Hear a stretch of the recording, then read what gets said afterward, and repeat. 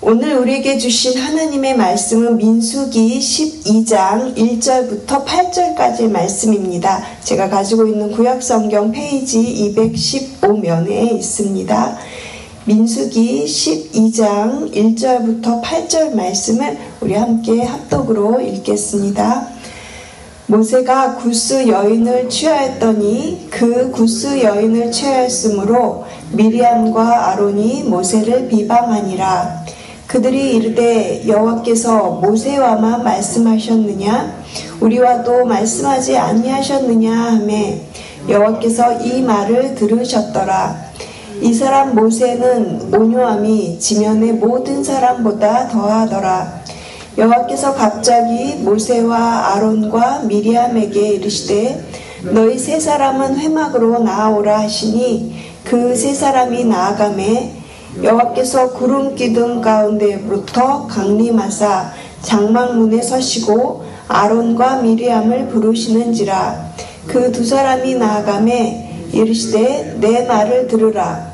너희 중에 선지자가 있으면 나 여호와가 환상으로 나를 그에게 알리기도 하고 꿈으로 그와 말하기도 하거니와 내 종 모세와는 그렇지 아니하니 그는 내 온 집에 충성함이라. 그와는 내가 대면하여 명백히 말하고 은밀한 말로 하지 아니하고 그는 또 여호와의 형상을 보거늘 너희가 어찌하여 내 종 모세 비방하기를 두려워하지 아니하느냐. 아멘. 예전에 저는 민수기를 볼 때마다 이 책은 참 지루하다 이렇게 생각을 하면서 봤는데요. 요즘에는 민수기를 볼 때 예전과는 다르게 지금 민수기를 읽어가고 있습니다. 저는 이 민수기 말씀을 읽으면서 계속해서 관계를 생각하면서 민수기를 읽고 있어요.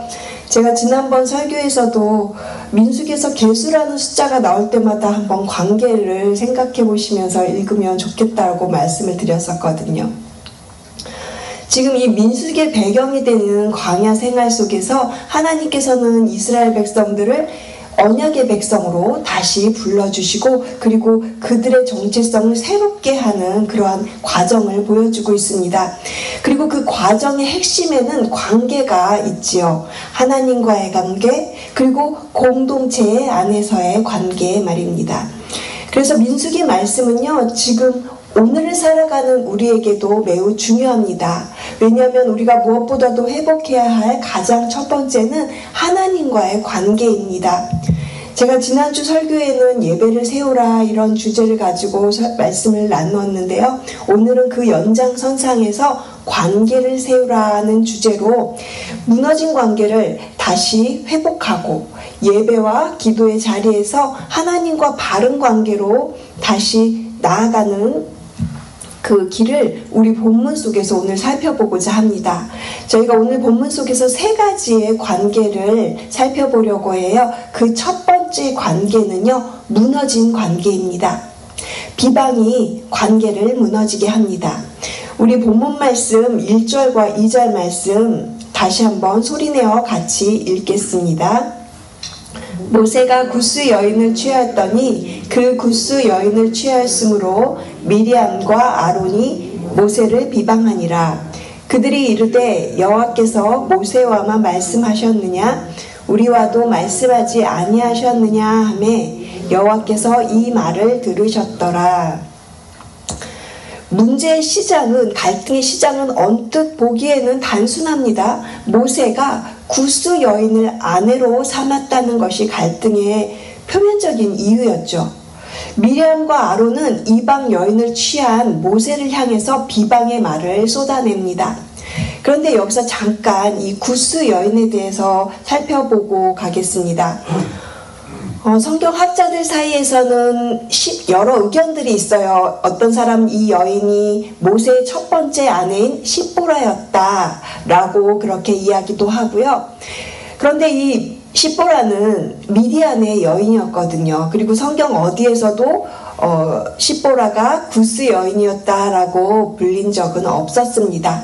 그래서 십보라는 다른 인물, 즉 모세가 두 번째로 맞은 아내일 수도 있겠다라는 이야기도 해요. 일부 학자들은 십보라가 이미 세상을 떠난 후에 모세가 재혼한 것일 수도 있다라고 그렇게 이야기도 하고요. 또 어떤 견해는 구스 여인이 에티오피아의 출신일 가능성을 이야기하면서 피부색이나 민족적인 배경이 지금 갈등의 원인이 되었을 수도 있다. 어쨌든 이방인이니까요. 그런 해석들이 지금 여러 의견들이 있습니다. 하지만 이런 여러 가지 의견들이 중요한 게 아니라 우리가 눈여겨봐야 할 중요한 포인트가 있어요. 본문을 다시 한번 1절 말씀에서 보시면 이 구스 여인을 취했다는 사실을 문제를 삼다가 2절에서는 어떻게 말을 하냐면 여호와께서 모세와만 말씀하셨느냐 우리와도 말씀하지 않으셨느냐라고 이렇게 이야기를 해요. 그러니까 1절과 2절이 좀 부자연스러워요. 갑자기 이야기의 패턴이 바뀌니까요. 앞에서는 결혼 이야기를 문제 삼더니 이제 2절에 와서는 갑자기 하나님의 계시와 그리고 지도력을 문제 삼는 것을 이렇게 볼 수가 있거든요. 이것이 바로 갈등의 본질입니다.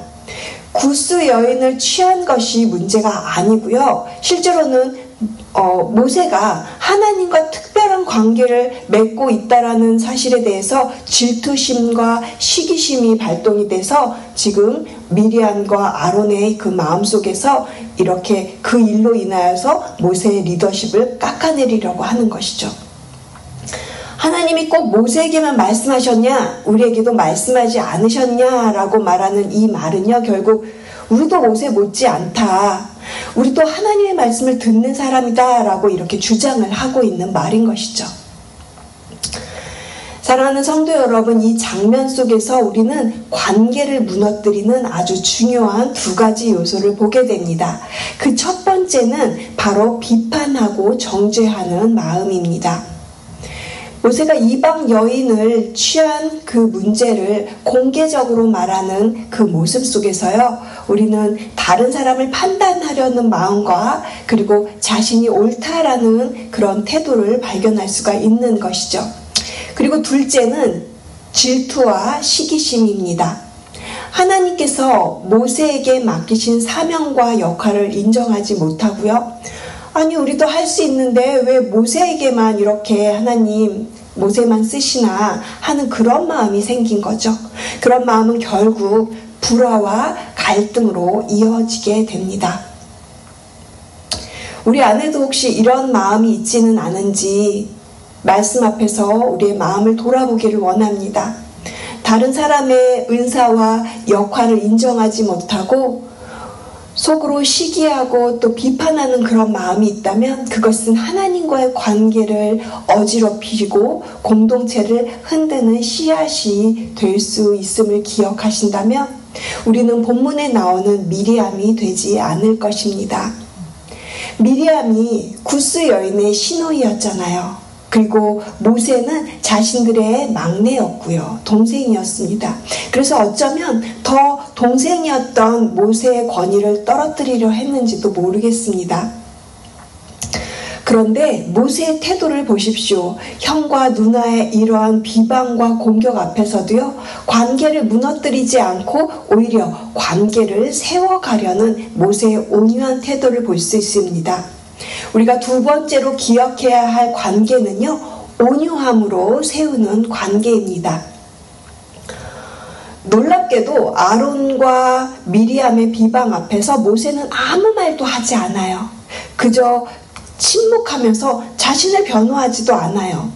감정적으로 대항하지도 않습니다. 그저 묵묵히 침묵 가운데 있는데 성경은 이럴 때 아주 의미심장한 한 문장을 전해줍니다. 2절 후반절을 보시면요, 여호와께서 이 말을 들으셨더라. 어떤 말입니까? 하나님은 듣고 계셨다라는 거예요. 미리암과 아론의 이 속마음에서 나오는 그 질투 어린 말, 그 비방의 말들을요, 하나님이 다 듣고 계셨다는 겁니다. 그리고 하나님이 어떻게 하세요? 우리 4절 말씀 같이 읽겠습니다. 여호와께서 갑자기 모세와 아론과 미리암에게 이르시되 너희 두 사람은 회막으로 나오라 하시니 그 세 사람이 나아가매. 갑자기라는 단어가 보이시죠? 하나님께서 갑자기 그들을 부르십니다. 마치 이 장면은 자녀들이 뭔가 이렇게 잘못했어요. 서로 간에 다툼이 일어났을 때 부모가 자녀들을 모두 불러서 상황을 바로 잡으려는 그런 모습처럼 보여지죠. 회막으로 오라는 이 하나님의 부르심의 음성이 매우 단호하고 또 엄하게 느껴지지 않으십니까? 그런데 성경은 여기서 모세에 대해서 한 가지 중요한 표현을 말하고 있습니다. 3절 한번 보시면요. 이 사람 모세는 온유함이 지면의 모든 사람보다 더하더라. 모세의 온유함이 모든 사람 중에 가장 뛰어났다, 이렇게 표현을 하고 있어요. 여기서 말하는 이 온유함은요, 단순히 성격이 온순하고 말이 없거나 그런 어떤 성격을 의미하는 것이 아닙니다. 이 온유함은요, 하나님을 철저히 신뢰하고 그리고 자기 자신을 하나님께 온전히 맡기는 겸손과 믿음의 태도를 의미하는 것이죠. 시편 22편 26절 말씀에 이런 말씀이 있습니다. 겸손한 자는 먹고 배부를 것이며 여호와를 찾는 자는 그를 찬송할 것이라. 너희 마음은 영원히 살리로다. 여기서 말하는 겸손한 자, 즉 온유한 자는요, 여호와를 찾는 자입니다. 모세가 바로 그런 사람이었어요. 그는 늘 하나님의 뜻을 먼저 구하고 어려움 속에서도 하나님께 기도하면서 하나님만 의지하였던 그런 모세였습니다. 백성들로 인해서 굉장히 속상하고 또 속 끓일 때 하나님 앞에 나가서 자신을 죽여달라고 그렇게 부르짖을 수 있을 만큼 모세는 하나님과 깊이 연결된 자였습니다. 그래서 그는 침묵할 수 있었어요. 억울한 상황 앞에서도요, 자신의 입을 열지 않을 수 있었다는 것은 그만큼 그가 하나님께 모든 것을 맡기고 있다는 것을 의미합니다. 그리고 하나님은요, 그 모세의 침묵을 통해서 모세를 더 깊이 이렇게 위하시고 그리고 그의 모세의 옳음을 드러내 주십니다.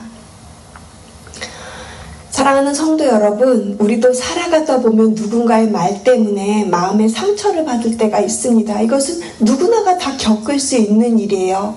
억울한 일을 겪거나 그리고 하고 싶은 말이 여기 이렇게 목까지 올라올 때도 있어요. 하지만 그럴 때일수록 모세처럼 조용히 하나님 앞에 서는 그런 온유함을 배울 수 있었으면 좋겠습니다.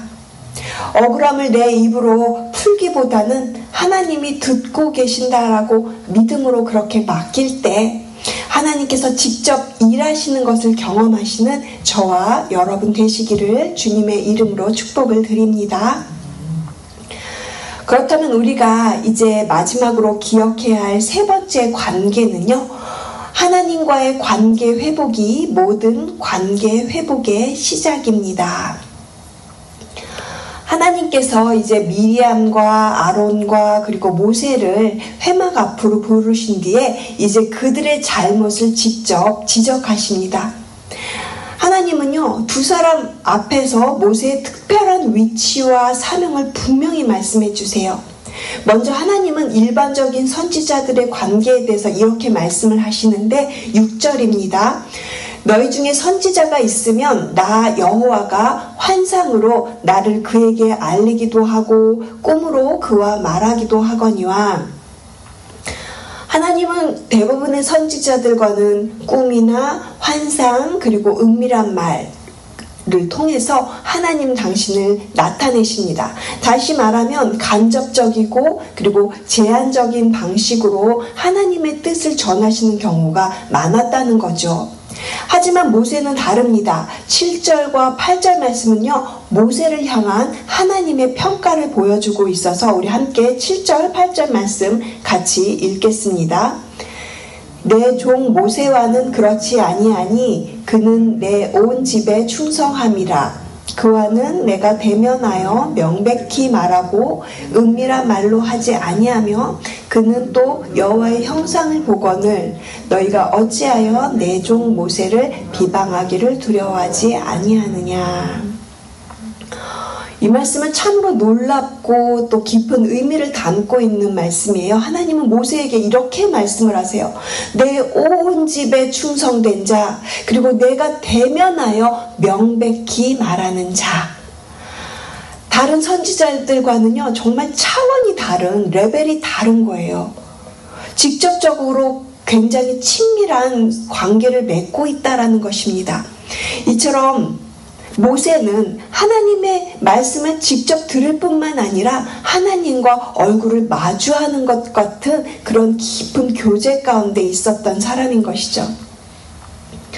또한 여호와의 형상을 본다라고 이렇게까지 말씀을 하시는데, 이 표현은 하나님을 완전히 이렇게 본다라는 그런 의미는 아니고요. 하나님과의 깊은 친밀감과 직접적인 소통을 의미하는 말인 것이에요.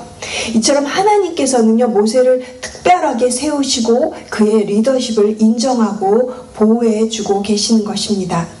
그리고는 하나님은 미리암과 아론에게 묻습니다. 8절 후반절을 보시면요, 너희가 어찌하여 내 종 모세 비방하기를 두려워하지 아니하느냐. 하나님께서 하신 이 말씀은요, 단순히 모세의 권위를 높여주기 위한 이런 말씀이 아닙니다. 이것은 우리가 다른 사람과의 관계를 세우기 전에 먼저 하나님과의 바른 관계 안에 서 있어야 한다라는 것을 보여주는 메시지예요. 사랑하는 성도 여러분, 다른 사람과의 관계가 자꾸만 어렵게 느껴질 때 그 뿌리를 따라가 올라가 보면 결국은 지금 내가 하나님과의 관계가 흐릿해져 있기 때문일 수가 있다라는 것입니다. 하나님과 친밀한 교제를 나누고 있을 때 우리는 자연스럽게 성령의 열매, 사랑, 인내, 용서, 겸손과도 같은 그러한 삶의 열매를 맺게 되지요. 하지만 반대로 하나님과의 관계가 흔들릴 때 나도 모르게 판단과 정죄, 그리고 질투와 미움이 내 마음 안에 속에서 자라나기 시작하는 것입니다. 그래서 관계 회복은 항상 하나님과의 관계 회복에서부터 시작되어야 합니다. 모세가 그 어떤 말 앞에서도 그 어떤 말을 하지 않고 하나님께 자신의 모든 마음을 그렇게 쏟아 놓았듯이 우리도 예배와 기도의 자리, 말씀의 자리에서 하나님과 깊은 관계를 맺어갈 때 무너졌던 모든 관계들이 다시 회복될 줄로 믿습니다. 사랑하는 성도 여러분, 오늘 우리는 민수기 12장의 말씀을 통해서 하나님께서 우리에게 주시는 분명한 음성을 듣습니다. 그것은 관계를 세우라. 이 말씀 앞에서 우리의 마음을 한번 깊이 돌아보면 좋겠습니다. 혹시 나는 어떤가? 누군가를 쉽게 판단하고 정죄한 적은 없었는가? 누군가의 은사나 또는 그 자리를 시기하고 질투하는 마음은 없었습니까? 겉으로는 괜찮은 척 지내고 있지만 실은 마음속에서 나의 이 보이지 않는 깊은 마음속에서 무너져 있는 그런 관계는 없으신가요? 오늘 주신 말씀은 우리 모두를 회복의 자리로 부르시는 하나님의 초대입니다. 혹시 멀어진 사람, 관계가 좀 소원해진 사람, 그런 사람들이 생각난다면 지금은 비록 내 마음속에서는 주저하는 마음이 있고 좀 마음이 따르지도 않을 수 있어요. 하나님이 메시지를 주셔도 그것이 금방 내 마음에 받아들여지지 않습니다. 그 시간이 있어요. 마음의 스페이스가 갭이 있습니다. 하지만 그럼에도 불구하고 그분을 위한 축복의 기도를 시작해 보시면 어떨까요? 처음에는 너무 어색할 수 있어요. 제 마음 안에서도 그래요. 안 나와요. 하지만 그 기도하는 순간 하나님께서는 우리의 굳어진 마음을 조금씩 천천히 그리고 만져주실 것입니다. 그러다면 이 축복의 기도가요, 상대를 위한 것을 시작했지만 결국은 내 마음이 자유롭게 돼요. 결국은 그 축복 기도가요, 나에게 축복해주는 그 축복 기도가 되어서 돌아오거든요. 제가 어떤 권사님하고 이렇게 대화를 하다가 그 권사님의 그 고백을 들었는데 이런 말씀을 하셨어요. 우리 교회 안에 모든 사람들이 정말 행복했으면 좋겠다라고 하는 그런 말씀을 하셨거든요. 저는 그 말씀을 들으면서 진정한 공동체의 회복은 이 모든 사람이 행복해지는 데 있다라는 것을 깨닫게 됐어요. 우리 모두가 그렇게 행복한 공동체가 되기 위해서는요, 우리 각자가 하나님 앞에서 먼저 바른 관계가 서야 된다라는 것이죠. 그래야 우리 다른 지체들과의 관계도 그렇게 세워져 갈 수 있다라는 것입니다. 혹시 지금 어려운 관계가 있으시다면 그 사람을 위한 축복 기도를 시작해 보시기 바랍니다. 기도하다 보면 그를 향한 긍휼한 마음이 생기고 그것은 결국 그 축복 기도가요, 나를 향해 돌아오게 되어 있어요. 그래서 우리는 민수기 6장에 나오는 제사장의 축복 기도로 서로를 축복해야 할 줄로 믿습니다. 민수기 6장의 제사장의 축복 기도에는 하나님의 놀라운 은혜와 평강이 담겨 있기 때문에 결국은 그것이 나에게로 돌아오는 것을 제가 깨달았습니다. 그래서 제가 민수기 6장 24절부터 26절의 말씀을 읽어드리겠습니다.